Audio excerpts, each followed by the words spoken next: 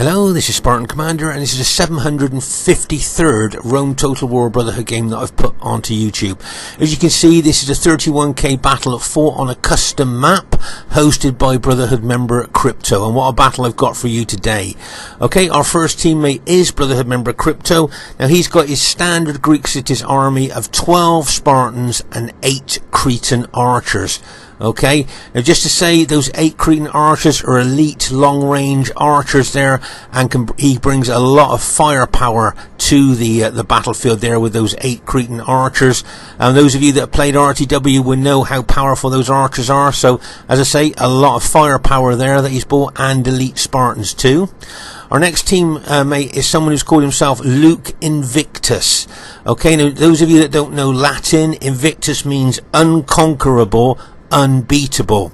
So this player Luke is calling himself unbeatable, and he has got 8 infantry, 6 archers, 6 cavalry. Okay, so that's what he's got there: 8 infantry, 6 archers, 6 cavalry. And as I say, it's Luke Invictus, Luke unbeatable. Okay, and you can see he's got gold shield, gold attack on his infantry there. He usually brings good cavalry. And if you look at the upgrades here, you'll see he's got 8 upgrades on some of his cavalry, 2 experience stripes, gold shield, gold attack. And others of his cavalry there, you see, if you count the upgrades, fully upgraded, 3 experience stripes, gold shield, gold attack. Of course, that takes his cavalry out of the elite bracket into the super cavalry bracket. Okay, but will 6 well upgraded cavalry make up for just 8 infantry? It'll be interesting to see as the battle unfolds there. So that looks at his usual standard Roman army there. Okay, our next teammate is Brotherhood member Vicox. Now Vicox has got 6 pikes, 4 silver shield legionnaires, 4 archers, 4 cavalry, and 2 chariots. So he's got quite a diverse Seleucid army here. Let's have a look at the upgrades on his pikemen there. You'll see 8 upgrades, 2 experience stripes, gold shield, gold attack. And as we know here, we've seen these before, the length of those Seleucid pikes there, the enemy troops have got to fight all the way down those pikes to kill the man on the other end. And that's quite a tall order, especially for Roman troops. Then he's got his silver shield legionnaires. If you look closely at them, you see he's got 7 upgrades there. If you look closely, you'll see they look quite like urban cohorts. They throw pilers.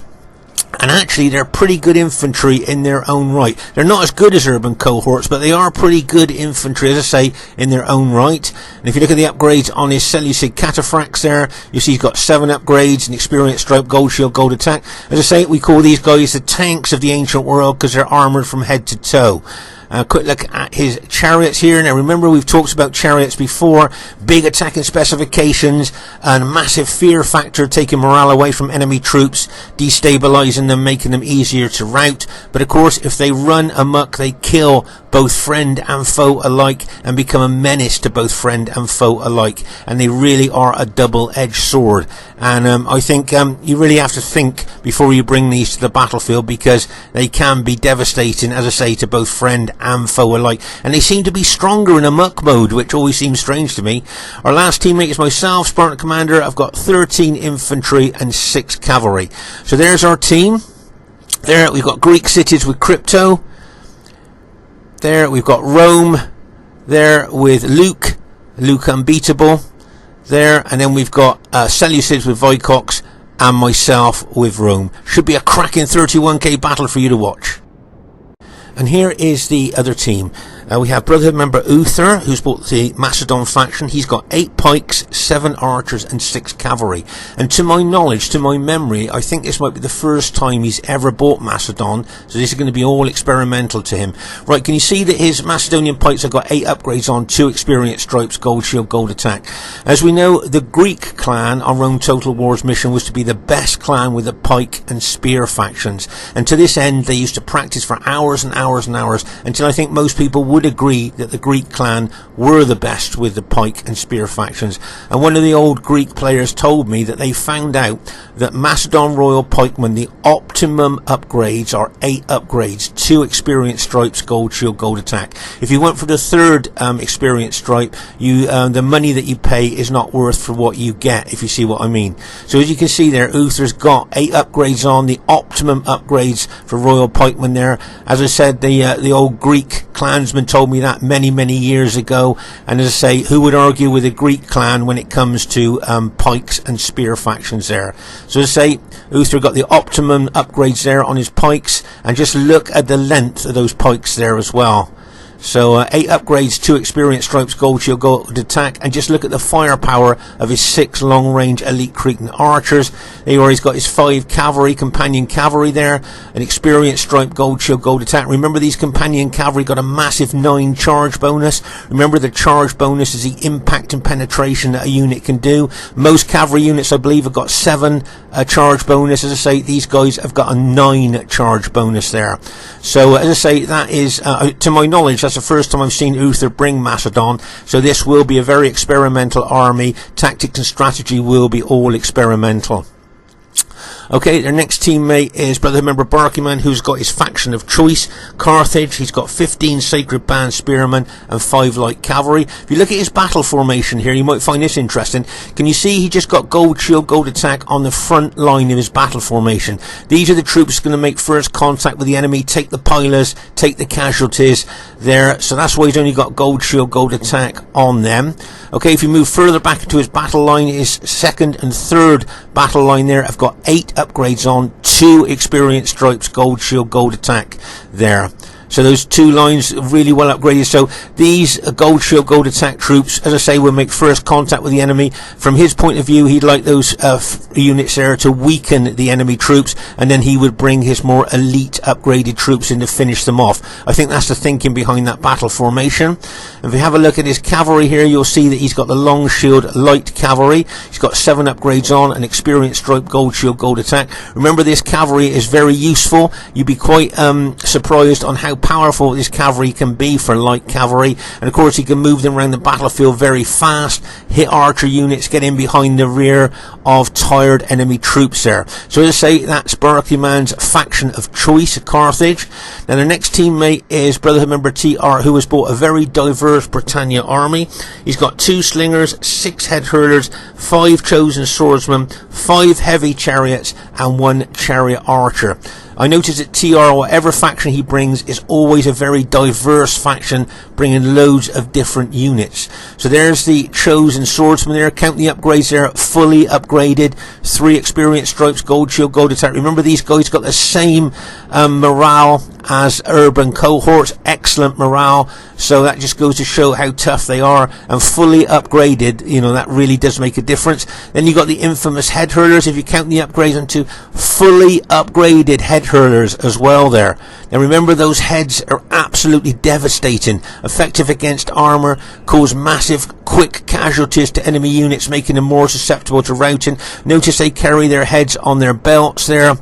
Okay, just as a matter of interest there, you could see that. But as I say, head hurlers can be absolutely devastating there. So I think that's and they're fully upgraded as well as a chosen swordsman.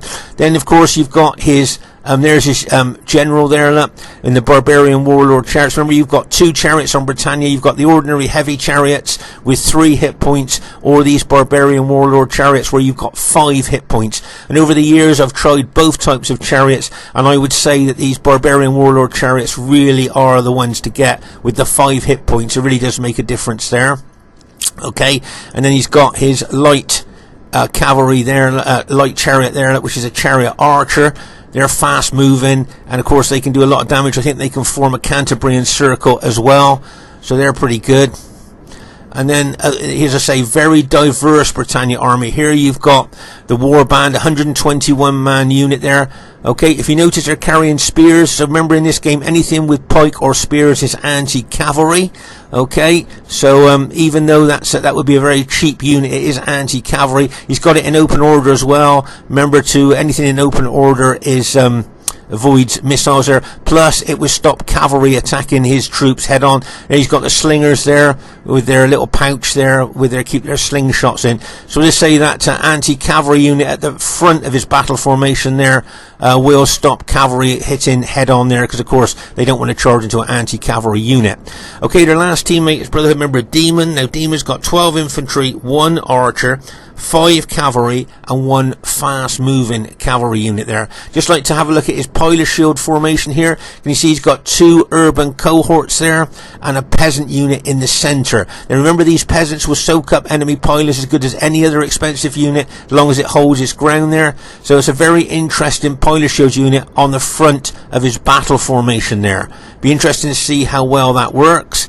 Quick look at the upgrades on his infantry. I think normally it's just gold shield, gold shield, gold attack. But can you see he's got an eagle unit there to boost morale? Remember, that's an additional morale unit there, an eagle unit. So he's got that, plus he's got his infantry general as well. So he's got 2 sources of morale for his infantry there, the eagle unit and the infantry general unit there. Quick look at the upgrades on his cavalry. Oh my gosh, 8 upgrades, 2 experience stripes, gold shield, gold attack on his cavalry. So I think that's a pretty tried and tested, solid Roman army there of demons. And of course he's got a fast moving cavalry unit there, which I'm guessing he's going to use this fast moving unit with its 2 hit points there to maybe target our archers there. What he'd love to do, look how he's got his position there. He would love to target Crypto's Cretan archers there. He'd love to get that unit in amongst his archers there, kill loads of his archers if he could with that fast moving unit. So there you are, that's the enemy team, quite diverse as you can see. You've got Macedon there with Uther, you've got Carthage there with Barclayman, we've got Britannia with TR, and of course we've got Rome with Demon. Should be a cracking battle for you to watch, and I really hope you enjoy it. Okay, at this stage of the battle there, you'll see that Barclayman's moving over to the other flank from where he was there, because I think Barclayman wants to take his Carthaginians up against Crypto's Spartans there. Okay, now remember that Carthage is Barclayman's faction of choice. He's very good with them, and I think if he gets a chance, he would like to engage our Greek city's ally Crypto. Now whether Crypto would want to engage Carthage at this early stage of the battle, I don't know. My guess is probably not. He probably would like to weaken the Carthage units with archer fire maybe before he engages, but also he'll want to keep away from Macedon as well. As we saw earlier, those long pikes of Macedon could cause Spartans a great deal of damage, especially if he tried to fight them head on. Of course, Crypto would like to go for either Rome or Britannia. He would like to hit the enemy Rome or Britannia if he could, rather than Carthage or Macedon, but the enemy will know that, so they will probably be trying to get Carthage or Macedon to engage Crypto's Greek city's army. Could be a game of cat and mouse in this battle, we'll just have to see.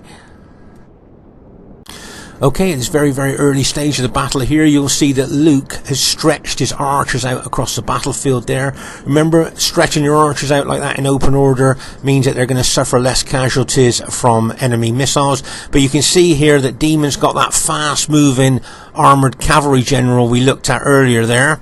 You see him moving across there, looking to try and hit Luke's archers there, but I can see that Crypto's moving his Greek city's army forward there, and you can see Luke bringing some of his cavalry across there as well. So I think Demon did the right thing and maybe backing his fast-moving cavalry unit off from this particular part of the battlefield. But knowing Demon there, he will be looking at other parts of the battlefield that he can hit with that fast-moving cavalry general there. Okay. Here you can see Crypto moving forward there to protect the archers a little bit. But here you can see that those Seleucid archers there may well be a target for Demon's fast-moving cavalry unit there. As I say there, you can see Luke's archers here shooting into him. You can see the volume of arrows going into that unit. But remember, that unit's got 2 hit points. Get ready for this, and bang, as he smashes in there. Oh my gosh. But my guess is that they will alt-attack their archers. There you are. You can see Crypto's alt-attacked his Cretan archers there. They've drawn their swords. And it wouldn't surprise me if that cavalry unit they are routed there. Because he's near so many enemy troops, the morale would have dropped a lot on that unit. Plus he suffered casualties as well. So I say that that unit will probably rally. But as I say, it did rout there. because the fear factor of all those enemy troops there came in. Here you can see Luke's moved his archers forward here, possibly to target the Carthaginians there of Barclayman. And you can see Luke here moving his archers around, probably looking for the best tactical position to put those archers in there, where he can cause the most damage to enemy troops. Okay, you can see them really stretched over there on that left flank there, probably looking to target the flank of the Carthaginians there. I think that's why he's moved those 2 archer units way over there on the left flank there, as you can see. So a nice tactical movement there with archers there. He's got some cavalry there to cover those archers as well, just in case the enemy thought about sending out some of their cavalry to engage these archer units.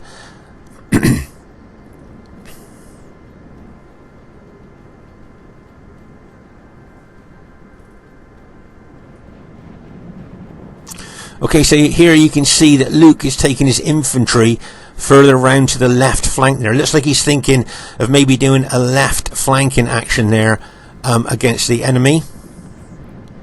Over here you'll see Vicox moving forward there, and you've got a Greek city's ally there with his archers right behind him. You can see here that fast moving unit of demon did rally and tried to kill some of our allies' archers there, but you'll notice I brought one of my cavalry units out there to chase that fast moving cavalry unit away. As I say, you can see Uther bringing his long-piked Macedonian royal pikeman over here. As I say, I think he would like to take on our Spartan ally. Remember, as I said before, the long pikes of Macedon there will cause Spartans a lot of casualties before the Spartans can kind of fight down those pikes and kill the man on the other end. So that's why Uther's positioned his Macedonians there. Okay. And over here you'll see that Demon's moving his infantry forward as well there. Right, let's just pause the game for a second here. Now, I'd just like to talk about an observation I've seen in this battle, not a criticism, it's an observation. Now, we know that I've been told that Luke is a good 1v1 player, but look how isolated he has got from his teammates there. Okay, now I've seen this before with good 1v1 players on Rome Total War. Okay, well, of course, being a 1v1 player, all you have to bother about is your army, your tactics, your strategy. Being 1v1 player, you haven't got to worry about a team. And I've seen sometimes in the past with good 1v1 players, in a team battle, they sometimes revert to a 1v1 thinking without maybe realising it. And I think this is possibly what's happened to Luke here. Look how far away he's got from his allies. It's almost like he's fallen into the 1v1 mentality, if you see what I mean. And I've seen it, as I say, I've seen this before with other good 1v1 players in team battles. All of a sudden, maybe without even realising it, they switch into 1v1 mode. And that's the only thing I can think of here, making himself so isolated from his allies here, without maybe realising it. He's like, as I say, flicked into a 1v1 mode there, and he's just taken his army so far away from his allies, he's going to get very, very isolated if he's not careful. And as I say, maybe without realising it, he's moved into 1v1 mode in his mind. Do you see what I mean? Because, I mean, why would he be moving his army so far away from his allies here? Do you see what I mean? And as I say, in the past, I've seen good 1v1 players in team games do exactly the same as this, where they kind of, as I say, maybe without even realising it, switch into 1v1 mode. Now, if you were the enemy team, what would you do to make the most of this situation? Now, Luke's very, very isolated on our left flank, the enemy's right flank. What would you do if you were the enemy team? Have a think about this, because there's a real advantage the enemy could get here if they really think about it. Just look, as I say, how isolated Luke is here from his allies. Well, what I think I would do if I was the enemy team, and it's just, you know, just because I'd be interested to see what you guys think, but what I'd like to see here is Carthage and Macedon, if you like, of the team here. Get all of Carthage there and that. We know that they're really good against both Greek cities and Seleucid and the Macedonians as well, and form a blocking force there, okay, to stop our team being able to get to Luke. Okay, so if Uther's Macedonians and Barclayman's Carthage Sacred Band units put a blocking force up there. Okay, so the Macedonian and Carthage put a blocking force up there to stop us being able to get to Luke. Okay, so Carthage and Macedon put a blocking force there, and then the enemy Scipii troops and the Britannia troops, okay, and all the cavalry that they've got could then well hit Luke. Do you see what I mean? So Macedon and Carthage, the blocking force, all of the Scipii infantry and cavalry, right, and all the cavalry of all their armies there, plus the Britannia army as well. So Scipii, all the cavalry units, and Britannia, okay, all the cavalry units there, all hit Luke.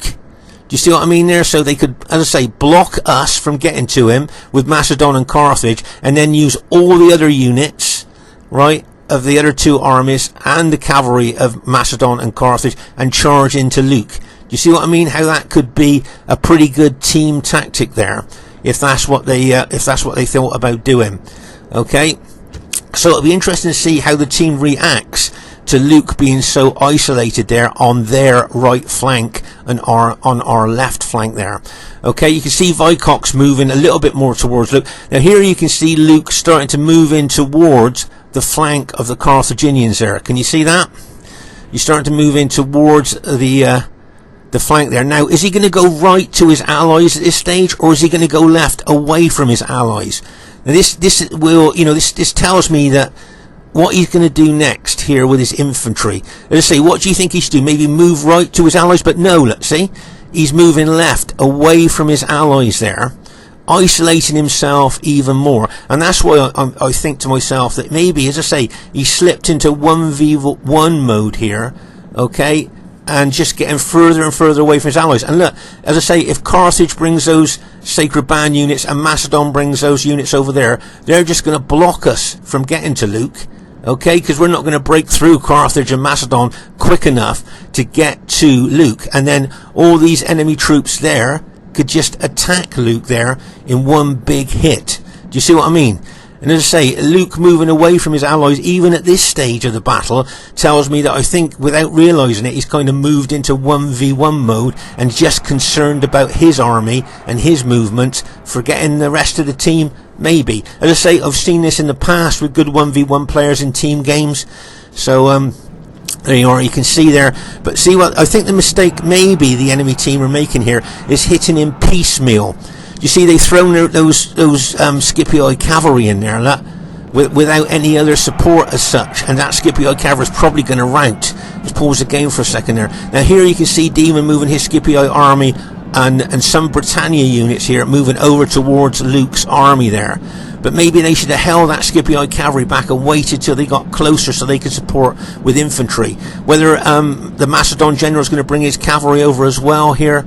But as you can see, all of Demon's cavalry has now been routed, look, because they hit him kind of piecemeal. And there you are, you can see that chariot unit of TRs charging in there again, once again, look, on its own. Basically, look, that unit's probably going to be routed as well there if he's not careful. So there you are, and you can see, as I say, now you can see Vicox and our Greek cities ally there moving over towards Luke. So now, as I say, if the Carthage general moves over, he could block both our Greek cities ally and our Seleucid ally there from getting to Luke. Do you see what I mean? He could just move over. And if the Macedonians move their pikes over as well, they could be a really effective blocking force, stopping us getting to Luke. But if you notice here, can you see that they've actually decided not to do that? And you can see here that both Vicox and Crypto look that they're going to get their army. See, they're bypassing the Carthage general's army now, look. And they look like they're going to be able to get over to Luke. But as I say, you can see Demon Scipii army and some Britannia troops are moving towards Luke. Now remember, Luke's only got 8 infantry as well. So that's another maybe disadvantage that the enemy team could look at. Here you can see Vicox has got his cavalry and chariots way out to our right flank there. Okay, you can see them there. Maybe he may well move them behind the enemy troops to go over to help Luke. Okay, you can see my cavalry here I'm probably looking to get in behind the Macedonians there, maybe hit their archers or cavalry. I'm going to move my troops forward there towards those Macedonian pikes with a view to throw in a lot of pilers to weaken those units. Okay, here you can see a lot of Cretan archers dead there, Macedonian Cretan archers dead there. And if we have a look over here, you'll see a lot of Greek cities archers dead as well. So there was a real archer tussle between those two lots of archers there. Okay. But as I say, here you can see me moving my SBQR army towards Macedon. Now you'll see Uther there backing his Macedonians off. He probably knows what's coming. He knows that there's going to be a lot of pilers thrown into his Macedonians there, so he is pulling back a little bit. But here, as I say, you can see both Vicox and Greek cities have bypassed the enemy Carthage army there and can now get to Luke. Okay, so as I say, maybe the enemy team missed a trick there in blocking you know, our Greek cities ally and our Seleucid ally there. But as I say, Luke's just backing off now, waiting for his allies to get to him there now. But as I say, very isolated there, and it's a good job that Luke's got good teammates there that are getting over there to try and help him as fast as they can. Okay, now here you'll see the Carthaginians are now like playing a bit of catch up here now, look, chasing the Spartans. Okay, so but maybe this is part of their tactics and strategy, maybe trying to isolate the Greek cities as well. We just have to see. But as I say, here you can see Demon really pressing on to our allies, Brutii allies, force there, Luke's force there. But as I say, here you can see the Macedonians possibly moving in, the Carthaginians moving in there. But you can see those Greek city units of Crypto maybe moving in onto that Scipii, those Scipii troops there. Okay, that could well be what's happening there. As I say, he could, Crypto could set up a blocking force of some Spartans there to hold the enemy troops back while he moves other Spartans into attacking the Scipii troops there. Over here you can see a sneaky Barclayman using his fast-moving cavalry there to take out our archers. So my guess is he's going to get some really good kills in this game. Remember, if you take out these big archer units there, usually you do get good kills. So I'm thinking that Barclayman will get good kills. Here you'll see that Uther's positioning his pikemen there. Okay, looks like maybe a bit of a blocking force there against my SBQR troops. But I'm going to move them forward, to say, with a view to throw a lot of pilers into those Macedonian units there, just to weaken them before we get into any hand-to-hand fighting. Okay, you can see my troops moving towards the Macedonian. As I say, I think to my knowledge, it's the first time Uther's bought Macedon, so it's all going to be experimental for him at this stage. Right, okay, so here you'll see a lot of Luke's cavalry has now been routed there. Okay, his well-upgraded cavalry has been routed, if not all of them. And his infantry now, can you see Luke is now pulling his Brutii infantry in behind his Greek city's ally there now for a bit of cover with all those Scipii troops heading in to him. Here, can you see TR here has got his chariots in behind the enemy troops. Now he's not doing a lot, but what he is doing is frightening. Can you see frightened by chariots?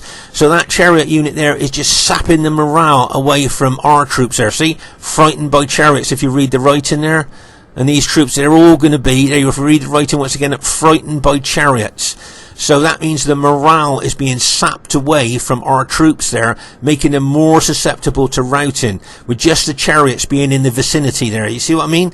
And now you'll see that the Carthage troops are moving over towards the Greek city troops there. Okay? So, as I say, be interesting to see what happens over there on our left flank. But here you'll see that we've got Vicox's cavalry and my cavalry going around the flank of the Macedonians there, maybe to hit that companion cavalry or take out Uther's archers there. It'll be interesting to see what we decide to do. But as I say, here you can see me moving my SBQR infantry towards Uther's Macedonians there. Right, now here's something interesting that I think you might find interesting here. Okay, right, can you see this Seleucid chariot is going through my troops, smashing through my troops, but can you see it's just routing, it's not run amok. Remember, a chariot unit that runs amok, the banner glows red. Okay, so this unit is just routing, it is not run amok. If it is run amok, it would be killing literally dozens of my troops, but it's not, it's just routing. Can you see how it's throwing my troops up into the air? But that's okay, because you'll see as that routing chariot unit goes through my infantry, Okay, you'll just see how it goes through, knocking over a lot of my infantry. But if you notice, my infantry just stands back up. So that routing chariot unit didn't kill any of my troops, whereas if it had run amok, it would have killed dozens of them.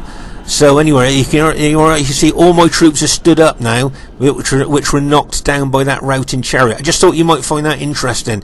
So now I'm going to throw a lot of pilers into those Macedonian pikes. Here you can see Vicox has got some of his cavalry attacking the companion cavalry. I've got my cavalry here. Now I'm not sure where to do, whether to attack here or take my cavalry over to the other flank there where my allies are, and see if my cavalry could be more useful over there to help my allies. Maybe over there to help my Greek cities allies, or I should use it here. I'm not quite sure at this stage of the battle, but we just have to see. Here, as I say, you can see the enemy Scipio troops of Demon getting around the flank of that Spartan battle formation, could get in behind. And make no mistake, these head hurlers here will be causing a heck of a lot of casualties to them Spartans. Can you see the heads flying through the air there? Those black dots, if you look closely, you'll see that they are severed heads there being thrown by the head hurlers. Remember, back in the day, the head hurlers used to dip those heads in lime, so even if the heads touched your skin, it would cause terrible burns. But here you can see the Carthage Sacred Band troops moving up here, and there you can see Vicox's Seleucid troops there ready to move into the fray as well. So it'll be very interesting to see what happens on this flank. But Luke's army, I think, has been pretty well devastated. Yes, he's still got units left, but I think they're all probably battle damaged at this stage. Here, as I say, just look at the amount of heads being thrown into those Spartans by these head hurlers. Just look at that. Make no mistake, that would be causing massive casualties to those Spartan units there. And remember, units that you lose casualties, their morale will be very low. The more casualties they use, the lower their morale will be. Okay, so over here, I thought you might find this interesting here. Can you see that there's a gap in the Macedonian battle line there? Okay, that's where Uther took his general over to help his cavalry repulse those that Seleucid cavalry attack. But through moving his general from his battle line, look, he's left a gap in that battle line there. Now what I'm doing is I'm throwing loads of pilers into these two units on either side of the gap. Remember, that's a 120 man unit reduced to 72. Okay, and this unit here, 121 man unit reduced to, what's that, 51? Okay, you can see I'm throwing loads. I'm still throwing pilers into those units there. See those pilers going into those units there? So I'm still weakening the two units on either side of the gap in the Macedonian battle line there. Okay, so what I'm going to do now, those two units are very weakened. I'm going to run my army forward and try and penetrate through the gap that Uther left there by moving his general back to help his troops repulse the cavalry attack. You see what I mean? There you are. Look. Can you see I'm just moving into that gap there? I'm not going to penetrate too much, just a little bit there, just to hold there. Okay, just pause again for a second there. So now I've still got units still throwing pilers into the enemy troops there. Okay. Now what I'm thinking here, Uther may well move units around my flank. We just have to wait and see. Over here you'll see that the Carthaginians of Barclayman there are taking on some of the Greek city units and what's left of Luke's infantry. But here, this big group of Spartans of Cryptos could look to me like it could be surrounded by both Carthaginian spearmen and all that Scipii army, and the Britannia troops is there as well. So that could be a problem there. You can see Vicox moving his pike and legionnaire army forward as well. It'll be interesting to see where he decides to intervene with that particular army. Okay, but as I say, back here, I'm just moving forward there now into that Macedonian battle line. Now, as I say, I think Uther may well use some of his units here that have overlapped my battle formation to come round my flank. Okay, and that's what I think he's going to do. Okay, so I think that these three units here, he'll move round to attack the flank of my infantry, which is what I'm planning that he will do. Okay, that's what I think he's going to do, and I've made plans for that if he does that. Okay, now I'm going to intercept those units, pin and hold them, and then smash into them with my cavalry, just to give you a heads up on that. As a lot of you that watch our battle videos will know, I will rarely attack pikes or spears head on with my Roman troops unless I've got a plan. Okay, I wouldn't do it any other time unless I've got a plan, because you'd lose too many troops by attacking these pike and spear factions head on. But here, can you see I'm throwing loads of pilers into those pikes, but I'm now going to also throw infantry in there as well, which I wouldn't normally do unless I got a plan. And the plan here is to pin and hold these Macedonian pikemen. Okay, pin and hold them with my attacking infantry, and then when they're pinned and held, I then want to bring my cavalry into the rear of them. Okay, so there you are. You can see my cavalry there. Okay, 6 units of reasonably well upgraded cavalry. And as I say there, I'm looking to smash into the back of those engaged Macedonian pikemen. So let's see if this tactic's going to work or not. Okay. So as I say, I wouldn't normally charge Roman infantry into the front of pikes or spears there, because I just think that's you just lose too many troops in that regard. Over here you'll see that Luke with his Brutio troops are fighting some of the Carthaginian units there. Other Carthaginian units are fighting some Greek city units here. But over here, this big group of Spartans is in danger, I think, of being surrounded by enemy troops, of Scipio troops, Britannia troops, and these well-upgraded Carthaginian troops there pushing in on them. Can you see that Crypto's turned one of his Spartan units to face the rear there to try and cover any rear attack coming in on his fighting troops? But as I say, just look at the numbers game here. And those head hurlers there, can you see they've probably thrown all their... Yeah, they are. You can see, you can always tell if the head hurlers have thrown their heads because they've drawn their swords. Okay, so that means they're completely out of ammunition now. They've thrown all the heads they've had, and they're now drawing their swords. So as I say, and you can see Vicox here moving his Seleucid army over, his infantry and pikemen there. So it'll be interesting to see what he does there. Okay, but as I say, over here, I've got a plan to try and deal with these Macedonian pikemen there, throwing my infantry in there. Can you see, as I say, those of you that watch our battle videos regularly will know I won't ever attack pikes or spears head on if I can possibly help it, unless I've got a plan. Okay, so can you see how many of my infantry I've thrown in there, pinning and holding those Macedonian pikemen? And here come my cavalry. Get ready for this. And bang! As they smash in to those Macedonian pikemen there, almost routing them on impact there. Hammer and anvil attack, a classic hammer and anvil attack there. My infantry being the anvil and my cavalry being the hammer there. Okay, so that's a classic hammer and anvil attack.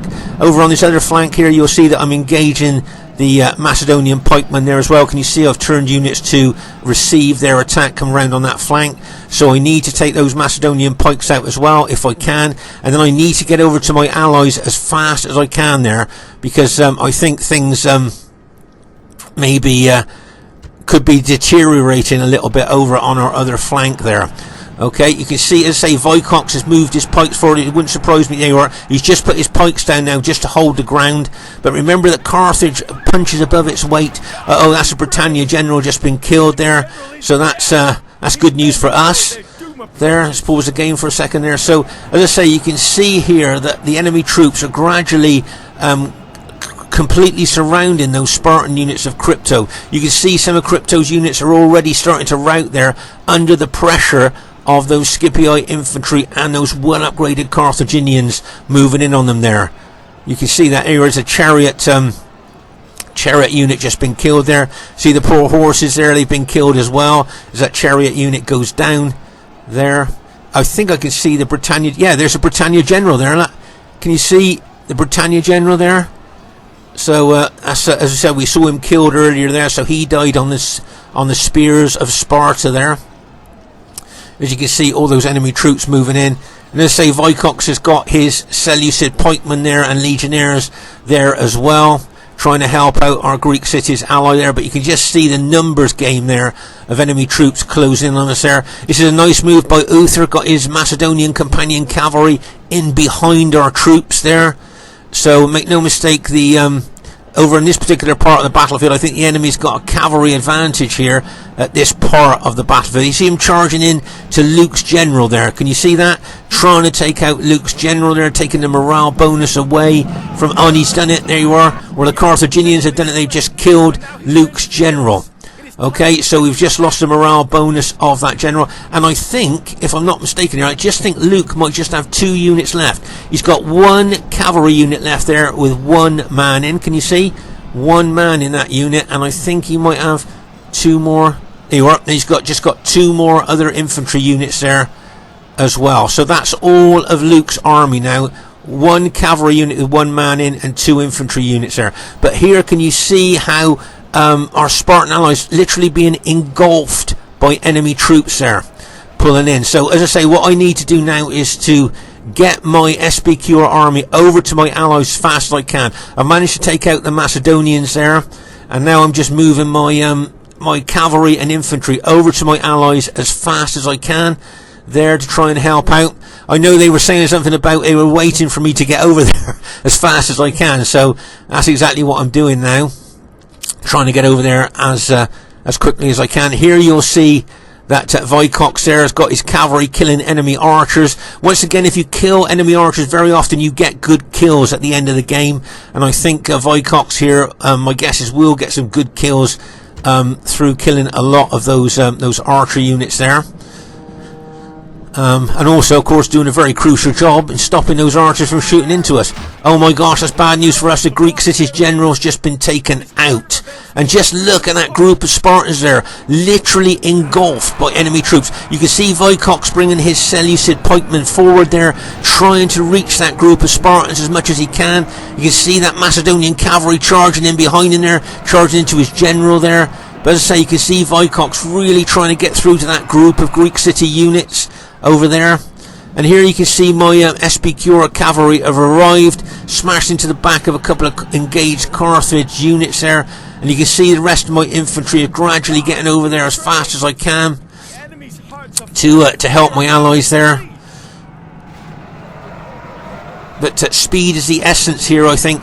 Right here you can see my initial SBQ infantry just going into those Carthaginian troops there. Let's just pause again for a second here. So as I say, you can see my SBQ army gradually arriving on this flank here, attacking those Carthaginian troops.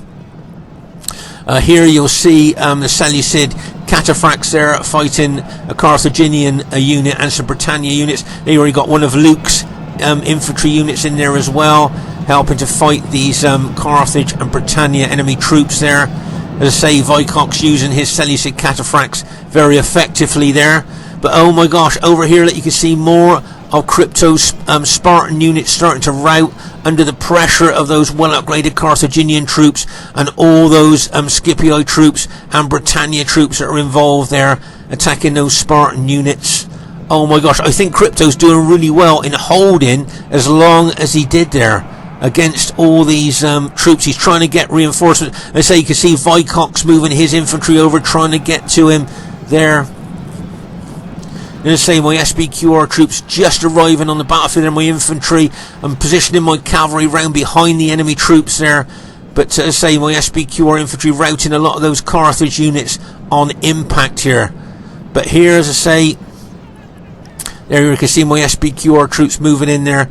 But unfortunately, it looks to me like most of our Greek cities allies that were caught in that kind of trap there have now been killed. Pause again for a second. There you are. Look. All the Greek city units that were caught in the middle there have now been taken out. Look at the red cloaked dead on the ground there. All those Spartan units of Cryptos have now been taken out. So the enemy team have achieved a big achievement there in taking out that big group of Spartans.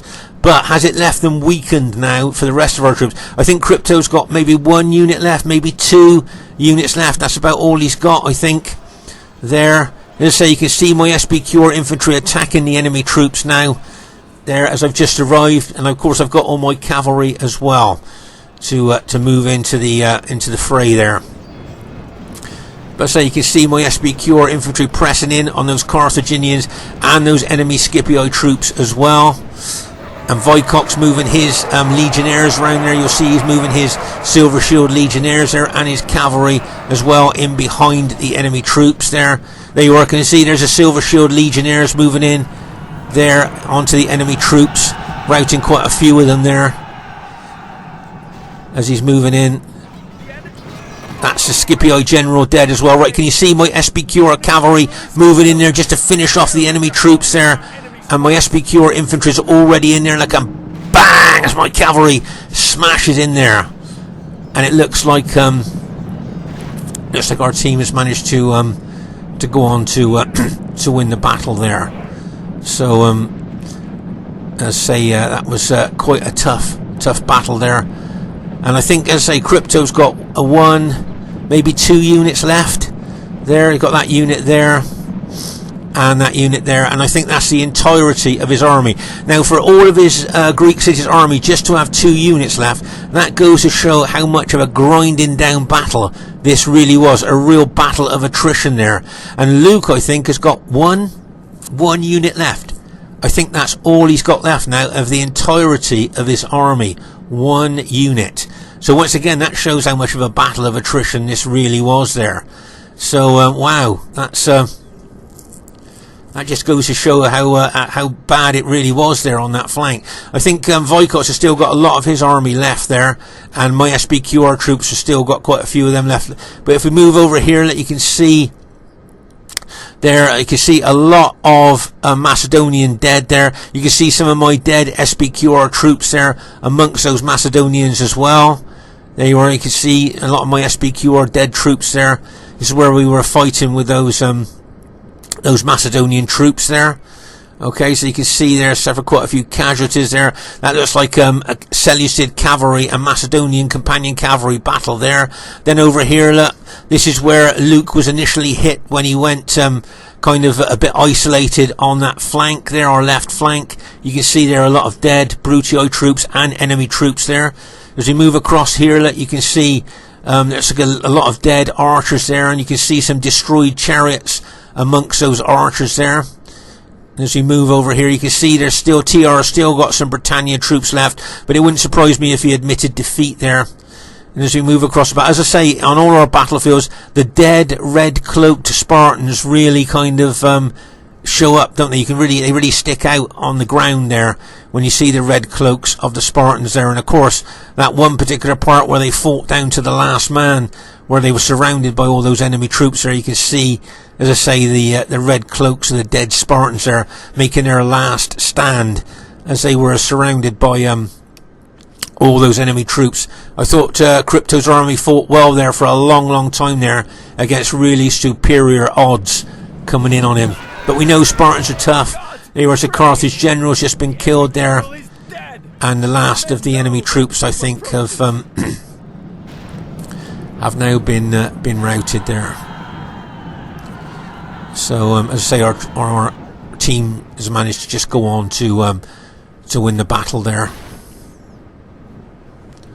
Let's say the last of the enemy troops just been taken. There's that last stand of the Spartans. There you are. See all the red cloaked Spartans there. As I say, I thought they held really well there, and they stood to the last man until I think they were all killed. I'm not sure if any of the Spartan units escaped at all. I thought they just died to a man there. Reminds me a little bit of Thermopylae there. I thought the gallant way that those Spartans held against those massive odds there. Really well done there. But as I say, we're just mopping up the last of the enemy troops. There's a couple of Carthage Barclayman's light cavalry. Did you see that cavalry unit, that SPQR cavalry unit of mine just glow there? It just got a battlefield promotion. Remember, when a unit does well in battle, you'll see it glow and it get a battlefield promotion. So that unit's got a stripe on it now. So every time you get a battlefield promotion, you get a stripe, you see. Right. Okay, first thing I'd like to say is really well played to everybody in the game there. I thought everybody played really well, and as you can see, it was an average victory there. So I thought it might have been close, actually, so I was quite pleased it was average. Highest kills in the game goes to Brotherhood member Barclayman with Carthage's faction of choice, 1,755 kills. Unusual for the highest kills to be in the losing team there. So really well done to Barclayman. As I say, Carthage is his faction of choice. So well done to Uther. As I say, that's the first time I think he's used Macedon to my knowledge. Got some good kills there with Macedon. So well done. But of course it's all experimental when you first use a faction, isn't it? So you just have to get used to its strengths and weaknesses as you play with that particular faction there. So I thought he did well. Let's say well done to Barclayman, highest kills in the game. Well done to TR. Got some quite good kills with Britannia there.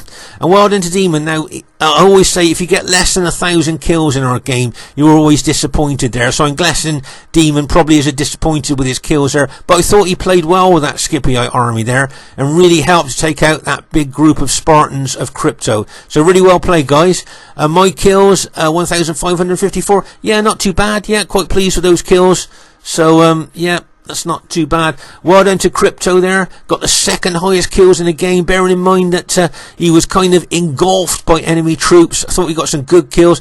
Well done to Luke. As I say, if we get less than 1,000 kills, I think we're all a bit disappointed. My guess is that Luke will be a bit disappointed there.